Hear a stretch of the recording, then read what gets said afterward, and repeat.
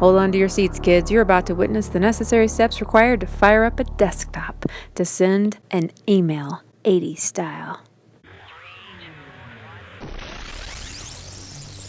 And I simply remove the telephone jack and plug it into this box here, the modem. I then take another wire from the modem and plug it in where the telephone was. I can then switch on the modem. It's now telling me to phone up the main press cell computer. So it's a very simple connection to make. Extremely simple. Yep. I'm now waiting for the computer to answer me. That is a rotary phone. And things are starting to happen. Fast forward 10 years later. What is Internet anyway? Internet is that massive computer network, the one that's becoming really big now. What do you write to it like mail? No, a lot of people use it and communicate. I guess they can communicate with NBC writers and producers. Allison, can you explain what Internet is? In just over 30 years, can you believe how different our lives are in the world of technology? And while many of us, the youngest especially, cannot imagine how we survived without all the info access, high-tech gadgetry, and communications methods we now have, somehow we managed just fine without it for thousands of years. For not only are there amazing benefits to this technology we've received, including this very video, here you'll learn why lately we have all noticed such a huge push into the complete acceptance of AI and digital currency and what the elites have ultimately planned to do to us with it.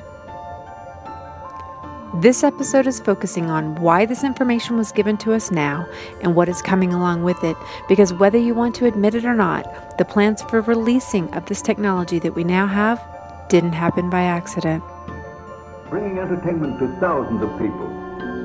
Through its magic, we are able to enjoy a combination of the radio, motion pictures, and the stage, right in the comfort of our own home, simply by pushing a button and turning a dial. Most people still today think that all entertainment to do with movies, drama, is therefore nothing more than their entertainment. It never ever was that case. Messages are promoted through movies and drama, high drama, through the fixation of emotive sequences, emotional sequences, not logical, factual sequences, but pushing points across in an emotional way which register and fix in the mind. So emotional content is very, very important, rather than going through an actual discussion or an argument using logic and facts.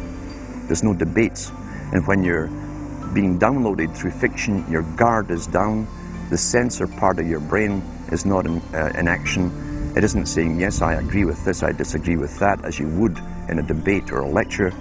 You're actually in an alpha state, being completely downloaded with new ideas. So what Alan Watts is explaining here is that none of the movies, TV, or these days even social media that mainstream focuses on is or ever was merely entertainment. We must understand that entire schools and think tanks backed by billions have deliberately presented info for dark purposes in order that our desires, beliefs, and perceptions of reality is toward a specific end game, their game, the game of the beast. This video is showing you who the beast is, as well as how and why they have painted this very elaborate picture of inevitable acceptance of total immersion with AI and digital currency, as well as promising an incredibly rich and profitable AI future that they promise will be a utopia that will ultimately save and protect us all. And we will show you what prophecy foretells will really happen if you allow this to be integrated into your lives and especially into your body. On the topic of who the beast is and how they act, what I find simultaneously stunning as well as absolutely fabulous is the tendency for the beast and the architects of the New World Order system to come out and tell and show us exactly what they plan to do to us. If you pay attention. They count on the fact that most don't. One of the more blatantly honest and utterly evil proponents of the beast system I've come across is a man named Zbigniew Brzezinski. I'll let his own words spoken in a speech in 2009 start the introduction. That for the first time in human history, for the first time in all of human history, almost all of mankind is politically awake. And these new and old major powers face still yet another novel reality. And it is that while the lethality of their power is greater than ever, their capacity to impose control over the politically awakened masses of the world is at a historical low. I once put it rather pungently, and I was flattered that the British Foreign Secretary repeated this, as follows. In earlier times, it was easier to control 1 million people than physically to kill 1 million people. Today, it is infinitely easier to kill 1 million people than to control 1 million people. Meet the mind of the type of man who actually runs your government. Brzezinski was not only the senior foreign policy advisor for Obama, it was his influence decades ago that funded and trained Osama bin Laden. He bears enormous responsibility for the rise of the Taliban, Al-Qaeda, and ISIS. Many are aware that he served as chief of the NSA to President Jimmy Carter, but no one talks about the fact that it was Brzezinski who invited Carter to join his geopolitical think tank, the Trilateral Commission, when Carter was just an ex-peanut farmer turned governor of Georgia. And what do you know? Brzezinski became NSA chief, and before he left office, nearly all members of the Carter administration's positions were drawn from the membership rolls of the Trilateral Commission. But back when Carter was running for president, did you think there was any mention of his affiliation with the Trilateral Commission? No, the media was busy gushing about he was an anti-establishment, down-to-earth, good old boy farmer who loved his peanuts. And oh yeah, much ado about his daughter Amy's lemonade stand. This elites-picking president's game has been going on a very long time. And believe it or not, I'm going into this for a purpose. So, some of the claims that I am about to make with regards to AI are going to be very hard to believe unless you realize the links of propaganda and mind control methods that our leaders are willing to use on us. Now, before you start yelling, fearmonger or fear porn, the beast has worn us all down with fear. And fear is never of God. But the fear they are generating is toward the events that the leaders are secretly behind. For many, their trust is not in God, but in those who ought not be trusted. Remember what Isaiah said. For the leaders of this people cause them to err, and they that are led of them are destroyed. That is not a mild word, destroyed. When we seek ye first in the kingdom of heaven, we will become as wise as serpents, and the true fruits of our leaders will become apparent. Let's give you an example. Back in the days when the few TV stations we had actually shut down each evening, a perfect opportunity for programming of a different kind arose. For many years, if not decades, Americans only half awake and too lazy to turn off the tube, there were no remote controls yet, in their alpha brainwave state, watched a station sign-off and national anthem just before the stations shut down. But waving flags and anthem lyrics aren't all they saw. They also subconsciously took in phrases like, trust the U.S. government, that were shamelessly embedded as subliminal messages in front of the actual lyrics. Night after night, a whole new form of programming, complacency, and sedated contentment was pumped into folks without their conscious knowledge. Phrases were, trust the U.S. government, rebellion is not tolerated, obey, consume, do not question the government. This was the programming of the 60s. Complacency and obedience to the government was the goal back then. They made sure to channel any disobedience into ineffective movements like the CIA-sponsored hippy-dippy, free-loving dropouts. Timothy Leary, CIA, huge movement, went nowhere on purpose. I give the CIA a total credit for sponsoring and initiating the entire consciousness movement, counterculture events of the 1960s. Unlike now, back then, they still worked to cover up chaos and had programs to water down and prevent effective rebellion. Controlled opposition. It's to create the opposition to the government so that it's a version of opposition that you can deal with. When you know you're going to get understandable resistance to a war that you shouldn't be engaged in, you create a version of resistance that just spins its wheels. The CIA had a huge hand in creating the counterculture movement to ensure it stayed ineffective, to keep most people believing in their government, and the ones who won't, plug them into completely new social norms around immorality, sex, and drugs, where you encourage dropping out and erratic behavior and let them be your war resistance, because you know those folks will never organize effectively against you.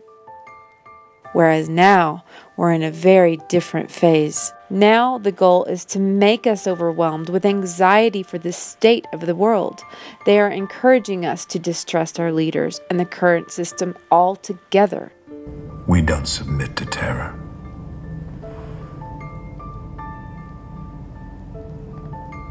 We make the terror. The goal is to fan the flames of division, to create divisions where there were none before, to divide our very own nation.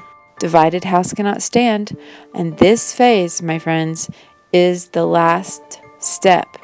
This is the phase that makes way for the new order, to prime us to the point of salivation for the soon-to-come false promises of the Antichrist. Order out of chaos. So something so archaic as subliminal messaging was being blatantly used on us back in the 60s. Can you even imagine what is being used now? The sophistication of mind control methods today are beyond our comprehension, and without spiritual protection and the discernment of the Holy Spirit, it will be very difficult to impossible to defend ourselves. So from the 50s, 60s, 70s, 80s, we've been developing microwave weapons right up to today, and they are incredibly sophisticated. The government asked one university if it could devise a method whereby if you beamed microwaves into somebody's ears, the vibrational frequencies in the cochlea, they would actually produce sound in the person's head. So nobody else around you can hear, but just the one person being beamed can hear the sound. So the military can now put voices into people's heads. I don't like the word mind control, because you don't really control the mind. You can change it to act in a different behavior. You can make people do things, and that's very easy. I could do it. I could do it to you in less than 3 days. So such as assassins? I could turn you into an assassin in less than 3 days.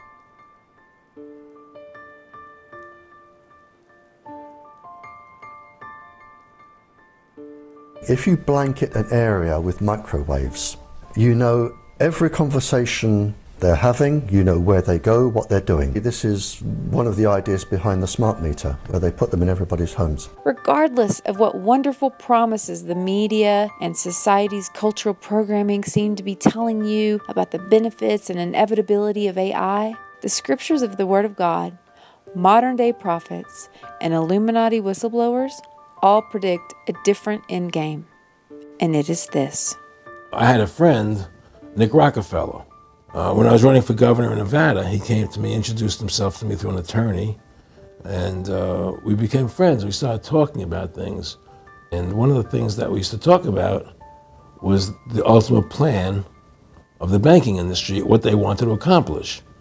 And the goals of the banking industry, not just the Federal Reserve System, but the private banks in Germany and England, all over Italy, all over the world, they all work together. So the ultimate goal that these people have in mind is the goal to create a one world government. The whole agenda is to create a one world government where everybody has an RFID chip implanted in them. All money is to be in those chips, right? There'll be no more cash. They're going to get microchips implanted in their bodies. The chip is the size of a giant grain of salt.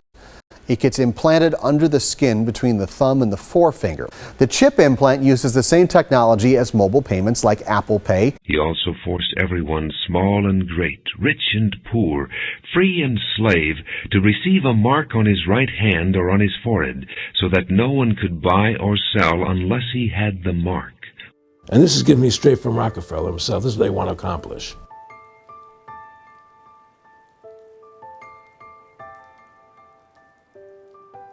You know, as much as I like you, Nick, you know, your ways and my ways, we're on the opposite side of the fence.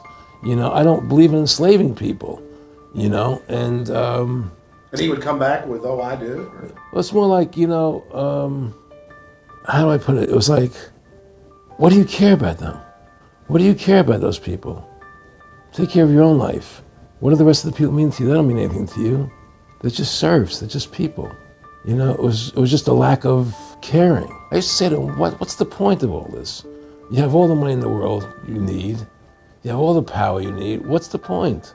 You know, what's the end goal? And he said the end goal is to get everybody chipped, to control the whole society, to have the bankers, the elite people controlling the world.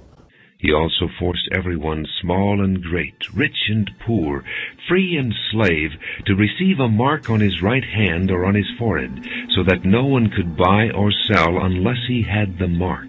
In this dream, I could see that there was a lot of suffering of hunger. Severe hunger was going on. The mark of the beast was already being given. In my dream, the mark of the beast was a chip that was being put in your arm on the right hand. You needed to have this mark in order to be able to buy food or be able to sell or purchase anything. So I'm looking down at my wrist and I'm seeing a little red mark there as I am waking up from the anesthesia. And the doctor walks in and I said to her, "Where are all my files?" She pointed at my wrist and said, "It's all right there." And I looked down at my wrist and I said, "But I didn't authorize you to do this to me." And she said, "I know you didn't," and basically shrugged her shoulders. "Well, at least you'll have Wi-Fi everywhere." I said, "What? I don't care if I have Wi-Fi everywhere. I want it out." I have these end-time dreams, okay? So I was in the doctor's office with my little girls. I have a 2-year-old and a 1-year-old. And we were in there for, I guess, just a checkup. So they were doing their stuff and the nurse left. And I looked down and there was like a notice. And it said something about the mandatory injection of a chip inside of children and people in general. I wanted to upload a dream that I had. Wake up, I'm in some type of building. And I'll tell you exactly what it was. It was a FEMA camp. And I instantly see people lined up behind the door, and I see other people shooting these people with the RFID chip and the needle. They were shooting them with this chip. And the minute that they shot them with this chip, in the spirit, I could see their whole spiritual being completely change over to something. It was an evil, demonic creature. I look at the grandfather. He doesn't look the same. He looks different. The granddaughter looks at her grandfather and says, "Granddaddy, what did you do? Why did you do this?" And she grabs his hand and he had a little slit. It's like he was not even himself anymore. It's like he was not even there. It's like he was gone. The Lord has told me and said to me this morning that he took me there to see this because he said, "I allowed you to see this because I want you to be a witness." What I saw, I was in this place, it was like a building, big building where the people were staying. I knew that where this place was, wherever I was staying, people were getting ready to be microchipped with the RFID chip. I even saw on the staircase, there was one girl who was halfway walking upstairs. She looked at me and she pointed out her hand. She had a bandage on it as if she just had it done. I wanted to get out of this place. I was trying to run. As I tried to escape from the building, I was on a bus. I was trying to head to another town or city. But I knew that when I got to another town or city, the chips were coming in. He was going into the woods and he didn't want people to follow him. And then all of a sudden, it looked like there was like a piece of lead from a pencil was in his hand right here, right there in the spot. He said that was in his hand. They did it like a tattoo.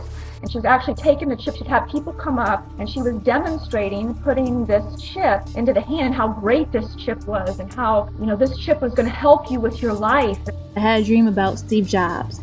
He was holding inside his 2 fingers a little tiny chip. And I thought it was weird, like, why am I having a dream about Steve Jobs and he's dead? He was holding it And he was getting closer and closer to me, like he was trying to give me the chip. And they were putting the chip on because they were going hungry. They were so afraid. You know when someone wants to get you to do something, so they kind of dangle something in front of you saying, well, if you want this is what you have to do. Well, if you're so hungry and if you don't want to starve to death, then all you simply do is just put the mark of the beast and everything will be happy dandy. No. I saw bread being purchased with the RFID chip. I saw loaves of bread through the whole entire dream. Once you put that mark on your hand, you don't have that image anymore. It's like your whole DNA is completely changed. It is like you become into their beehive. Okay, next scene, I was in Oregon, and it was completely in ruins. And I noticed that people were no longer friendly. They were very robotic and dehumanized. And I was escorted around the ruins by this black man who I felt was like kind of a guardian for me. He was telling me that I couldn't witness to everyone anymore. He said some are programmed to kill at the sound of the name Jesus. So these are the people that had been chipped. I just started crying hysterically, and I remember thinking that I need to keep my faith. I need to stay strong. Fear not. While this is prophetic and is coming, beloveds, it is sent in love to warn as the watchmen were commanded to do. The very elect are at risk for being deceived. Please do not count on your churches to lead you through this as it's happening. You need a personal relationship to get you through. The following was taken from a live question posed to John MacArthur during a question and answer forum at his church titled, Unleashing God's Truth, One Verse at a Time. Take a listen. My question is, once a person takes the mark, is there any possibility of him coming to Christ? Yes. Tribulation is a 7-year period, right? The rapture of the church, 7-year tribulation, then Christ returns, sets up his kingdom. Now, in that 7-year period, really two things happen. God begins to judge the world with a series of holocausts, and at the same time, he begins to redeem his people Israel. And in the process of this, the Antichrist establishes his rule, and in order to function in the economy of the Antichrist, you have to take the mark of the beast. And apparently what's going to happen, you take the mark on your hand or on your forehead. The question is, if you're living in the tribulation period and you take this mark, in other words, you identify with the beast's empire, will you still be able to be redeemed? And I think the answer to that is yes. A third angel followed them and said in a loud voice, If anyone worships the beast in his image and receives his mark on the forehead or on the hand, he too will drink of the wine of God's fury, which has been poured full strength into the cup of his wrath. He will be tormented with burning sulfur in the presence of the holy angels and of the Lamb, and the smoke of their torment rises forever and ever. There is no rest day or night for those who worship the beast in his image, or for anyone who receives the mark of his name. This calls for patient endurance on the part of the saints who obey God's commandments and remain faithful to Jesus. And this very popular pastor is leading people astray before we have the stress of having no food, before millions are feeling betrayed because they weren't raptured out prior to tribulation. Also, like he teaches. Notice the part on Revelation 14 where it says, This calls for patient endurance on the part of the saints who obey God's commandments and remain faithful to Jesus. That's you and me, my friends. It's not some group who got left behind. Remaining faithful to Jesus is what we do, and they didn't. Oh, my family. You should count on churches not only advocating the mark, but administering it. Many of you who love the Lord will be just as he promised, hated as he was hated, and persecuted as he was persecuted. No servant is greater than his master, and yet what pastors don't share nearly enough with you is that blessed are those who have been persecuted for the sake of righteousness, for theirs is the kingdom of heaven. But please fear not, for God hath not given us the spirit of fear, but of power and of love and of a sound mind. So you can know that when it happens, the Lord walks with you. And because he loves us, he warned us of these days so that we would not cower, but will remain in faith, in truth, and in joyful anticipation of being with our Father and Lord. I'm not here to tell you what's going to make me popular as a YouTuber. I'm not here to tell you what's even going to make you happy in this moment. I'm here to tell you the truth. This concludes part 1 of this Watchman's warning against the false promises of AI, with the mark being their ultimate goal, even though they're telling you otherwise. Part 2 will go into more details regarding how AI will be used to lure people into its trap, who will be the leaders to look out for, and how to avoid being deceived by them. When you comment, like, and share this message, YouTube allows more people to see it. Thank you to all my listeners. May you all draw near to our Lord to become more discerning about the times we're in. May you be blessed to know His voice and have His hand of protection, total protection over you from the evil of this world. God bless you, family. I love you.